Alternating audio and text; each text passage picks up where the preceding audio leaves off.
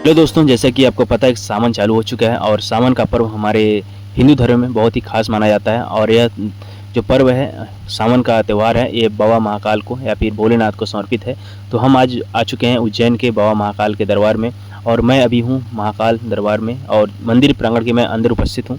और अंदर का दृश्य इस तरह से देख सकते हैं, कितने लोग खुशी खुशी और आनंदमय तरीके से बाबा महाकाल का प्रार्थना कर रहे हैं और अपनी खुशियाँ और दुख बाबा महाकाल के पास शेयर कर रहे हैं। और इस तरह से हम अंदर जा रहे हैं बाबा महाकाल का दर्शन करने के लिए।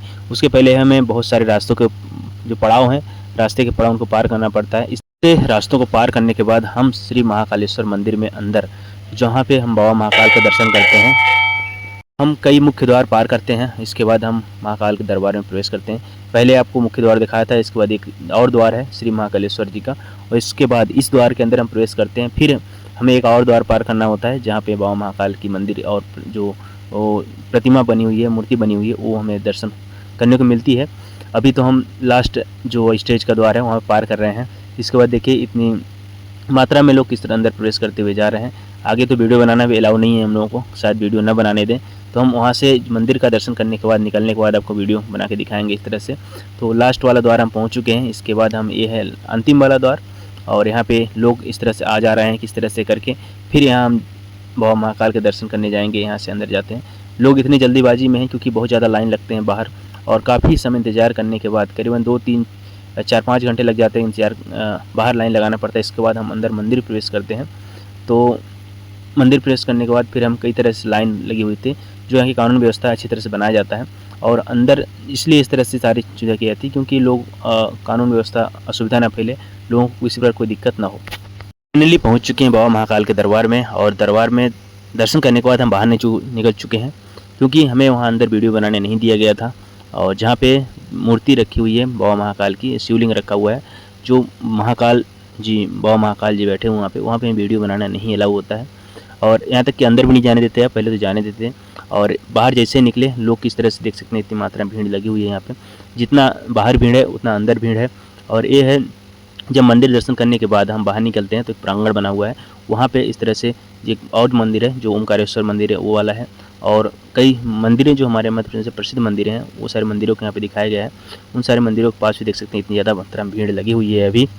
तो जैसा कि हमारा नया भारत है, और इस भारत में, नए भारत में लोग मंदिर आए, फ़ोटो ना लें, वीडियो ना बनाएं, ऐसा हो नहीं सकता। मैं भी वही काम कर रहा हूँ जो सब लोग करते हैं। तो नए भारत की शुरुआत यहीं से होती है, डिजिटल इंडिया से। तो देखिए किस तरह से लोग डिजिटल इंडिया में अपना आए हैं। लोग, पहले एक ज़माना था जहाँ लोग जाते थे मंदिर दर्शन करने, किसी को पता नहीं होता था, और वहाँ पे भगवान के दर्शन भी करके आते थे, साक्षात उनको भगवान के दर्शन होते थे। और आजकल लोग भगवान के दर्शन कम होते हैं और फ़ोटोबाजी ज़्यादा होता है, क्योंकि आजकल पहले जैसी ऐसी कोई भक्ति बची नहीं है। जिस तरह से लोग पहले पुराने ज़माने में, जो हम रामायण और महाभारत की गाथाएँ पढ़ते हैं, उनमें देखते हैं कि इस तरह से लोग भगवान को प्रसन्न कर लेते थे और भगवान प्रकट हो जाते थे।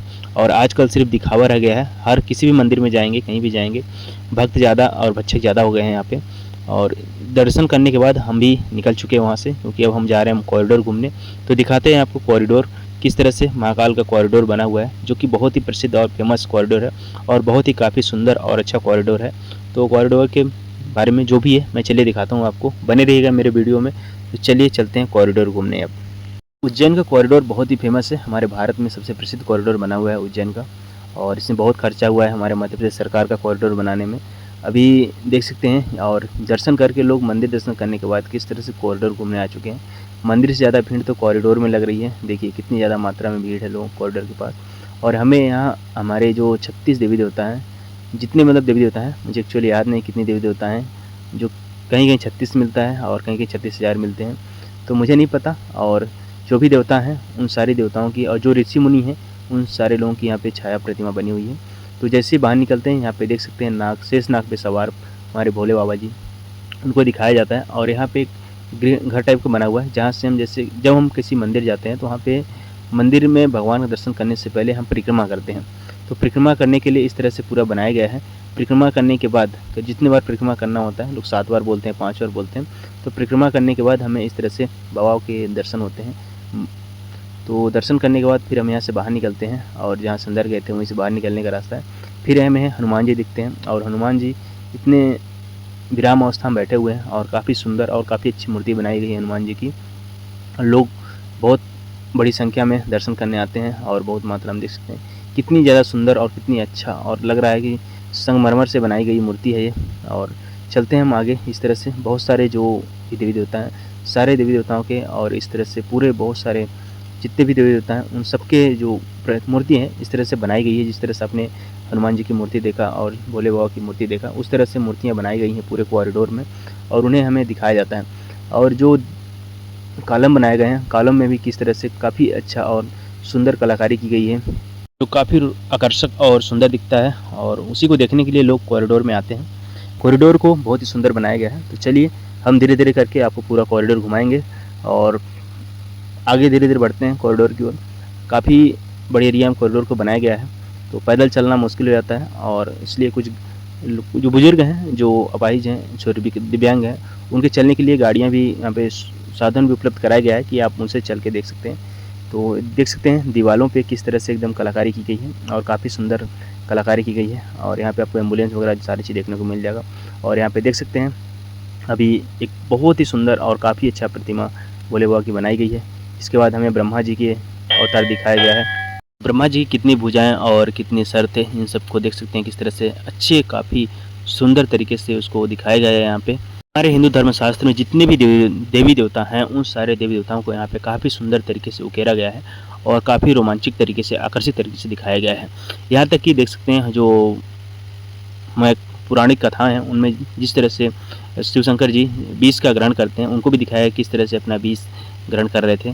जब समुद्र मंथन हुआ था उस समय किस तरह से विष का पान किया था, उसको भी इस तरह से दिखाया गया है। यहाँ पे देख सकते हैं कितने आप काफ़ी अच्छे तरीके से उसको दिखाया गया है। किस तरह से पूरे राक्षस और दानवों और भगवान देवताओं के बीच जो युद्ध हुआ था उसको भी दिखाया गया है। और यहाँ पे देख सकते हैं जो पहाड़ को लिए हुए, जो कि पहाड़ को ये कौन से देवता हैं किस तरह से मुझे पता नहीं, लेकिन देख सकते हैं किस तरह से पूरे पर्वत को यानी पूरे पृथ्वी को अपने सर पे उठाए हुए हैं और इनकी कितनी भुजाएं हैं, कितने सर हैं, इन सबको यहाँ पे काफ़ी अच्छे तरीके से और काफ़ी रोमांचक तरीके से उकेरा गया है यहाँ पे। और फिर आगे चलते हैं हम यहाँ पे, तो धीरे धीरे बढ़ते जाते हैं। जैसे आगे हम बढ़ते जाते हैं वहाँ पे हमें काफ़ी अच्छे और सुंदर दृश्य दिखाया जाता है।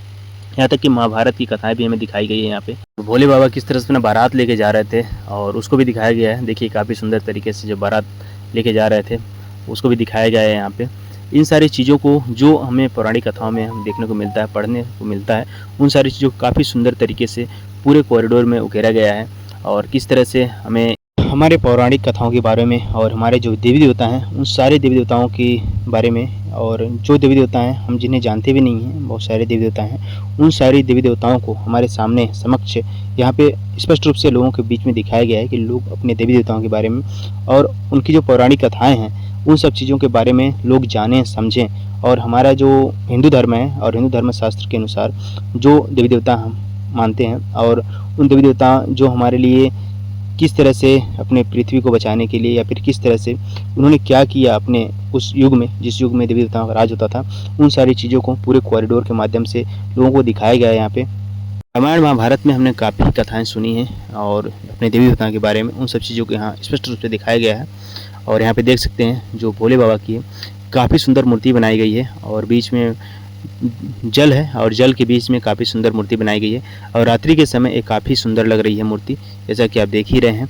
और यहाँ पे इस तरह से इतनी सारी सुंदर और इतनी सारी कथाएं दिखाई गई हैं हमें, जो कि हमें कभी पता ही नहीं होगी क्योंकि हमें कभी और जगह पढ़ाया नहीं जाता है। और यहाँ तक कि ऋषि मुनियों के बारे में, जिन ऋषि मुनियों ने हमारे ग्रंथों को लिखा और जिन्होंने हमें बताया अपने देवी देवताओं के बारे में, उनको भी यहाँ पे दिखाया गया है। गणेश भगवान जो कि हमारे हिंदू धर्म में कोई भी काम शुरू करने से पहले सबसे पहले गौरी गणेश की पूजा की जाती है, उनको देख सकते हैं कितने काफ़ी सुंदर तरीके से दिखाया गया है यहाँ पे और काफ़ी आकर्षक तरीके से भी दिखाया गया है। और यहाँ तक कि देख सकते हैं जो महाभारत में हमने एक रथ देखा था, जो कि श्री कृष्ण रथ चला रहे थे और अर्जुन और उसमें सवारी कर रहे थे और किस तरह से इसी रथ पे चढ़ के पूरे महाभारत का युद्ध हुआ था, इस सब चीज़ को पूरे इस जो कॉरिडोर बना हुआ है वहाँ पे भी दिखाया गया है। मतलब महाभारत की कुछ कथाएं भी दिखाई गई हैं, कुछ रामायण की कथाएं दिखाई गई हैं और सारी चीज़ों की बहुत सारी कथाएं दिखाई गई हैं पूरे कॉरिडोर में। तो आप कॉरिडोर आइए और कॉरिडोर घूमिए। कॉरिडोर को काफ़ी सुंदर तरीके से बनाया गया है। मंदिर दर्शन करने के बाद कॉरिडोर ज़रूर घूमें।